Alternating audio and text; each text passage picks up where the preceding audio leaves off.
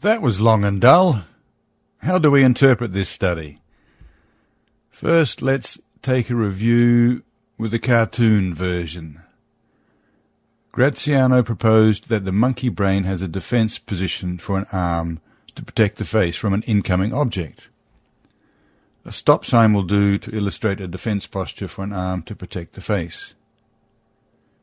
Now, if this particular arm was doing something up near the head when there is incoming, or instead, as in this case, there is stimulation to the M1 arm region, the elbow extends by engaging triceps muscles and the arm arrives at the defense location.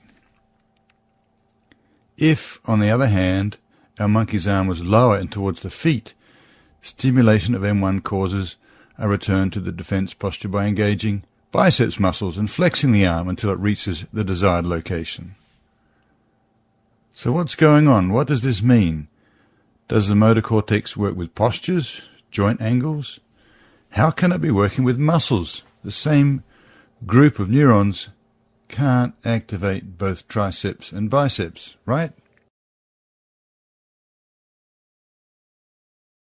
We will come back to this question and cover it in more detail. Graziano's results were so very consistent and functional that his research and claims of an action map versus a mere body map have prevailed. His experiments were repeated in monkeys, shrews, rats, mice, squirrels, cats and humans. Kaas, Bitzi, Desmerguet, Brunelleschi have all confirmed Graziano's findings.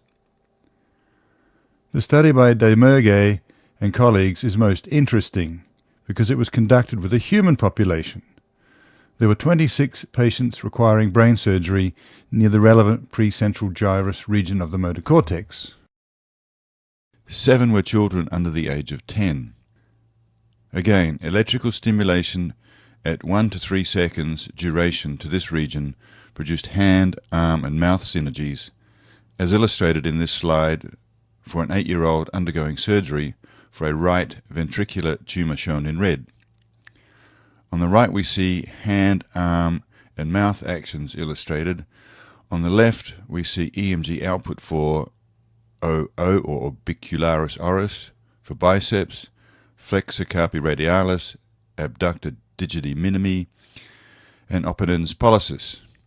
And notice that there was no output from EDC, the extensor digitorum communis muscle.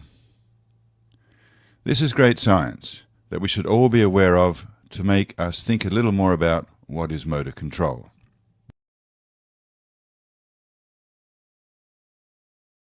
In contrast to Desmerguet, Roux and colleagues, who also investigated humans with brain pathology unrelated to the precentral gyrus, found only basic stereotype movements in 100 patients. For example, finger flexion, finger extension, tongue contractions. They reported no complex movements.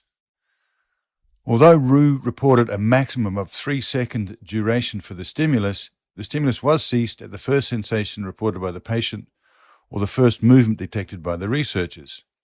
Hence, it is unlikely that Roux could in fact ever obtain complex movements with this protocol. Strick, Cheney and Griffin. Strick was the first to comment on Graziano's 2002 results. He correctly predicted that these results would be controversial on the muscles versus movements debate for the motor cortex control of movement and for the long versus short duration stimulus.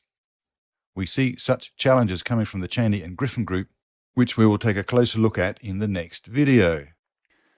So modern researchers are smart. They don't take sides in the debate necessarily, but instead include both long and short duration stimulus in their studies of cortical behavior. Here, Baldwin and colleagues in 2017 report on the short and long duration microstimulus of the motor cortex of the tree shrew. The tree shrew is a living relative of the primates. They report, we demonstrate that long train intracortical microstimulation and short train intracortical microstimulation maps are similar, with the movements elicited with the short train being truncated versions of those elicited by the long train stimulus. And our results suggest that complex movement networks present in the posterior parietal cortex and motor cortex were present in mammals prior to the emergence of primates. Seems like the debate between muscles and movements may have been going on for a long time.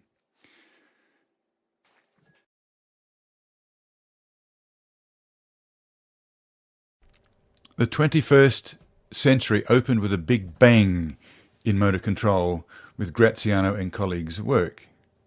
Though controversial and challenged at the time, it has provided a new, comprehensive exploration of the motor cortex workings.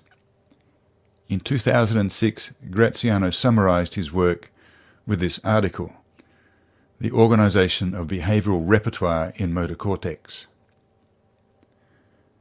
Graziano provided a convenient diagram for reviewing the various developing mechanisms or understandings for the motor cortex output to muscles.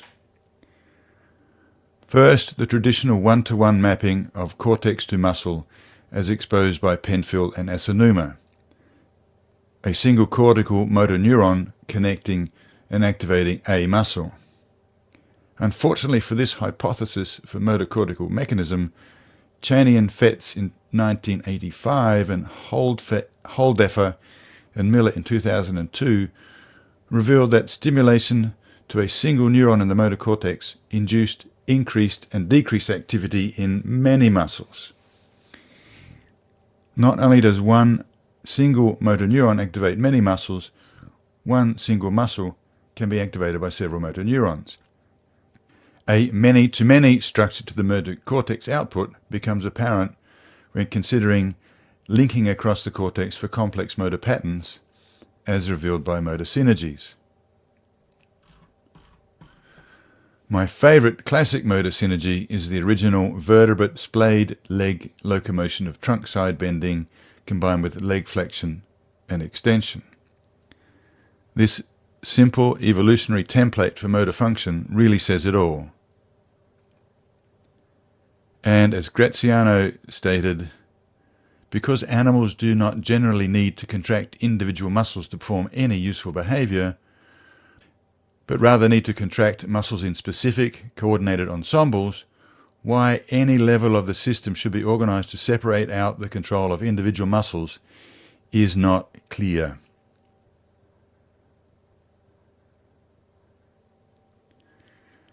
And it is unlikely that a single cortical neuron will map to a single muscle.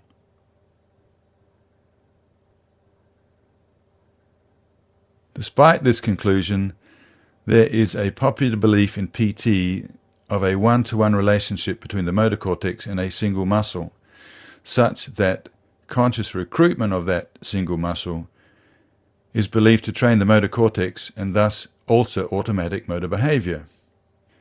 This, in fact, may not be possible or reasonable in the face of these or more recent discoveries and motor theories. Now, while these findings of the motor cortex complexities might put into question some popular beliefs, the notion of ethological functional movement patterns and motor synergies offers new possibilities for affecting motor control and potentially enhancing PT effectiveness. Finally, from 2006, again, Graziano, as one major source and summary at that time, introduced the concept of feedback mapping, which later becomes recurrent feedback mapping as a mechanism for motor control. Specifically, sensory feedback provides information about the outcome of an action and can be used for immediate automatic adjustment of an action at the spinal cord level, and also provide an update to the model for that action in the motor cortex.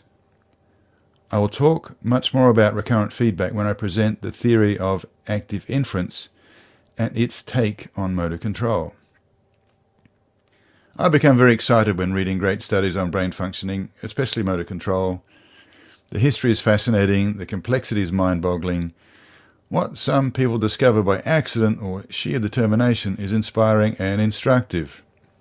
I hope my colleagues too might experience the revelations and aha moments that I have enjoyed in learning of motor cortex function. And it is far from over. And now it is time to say goodbye to Graziano's monkeys, who are happily retired to a zoo.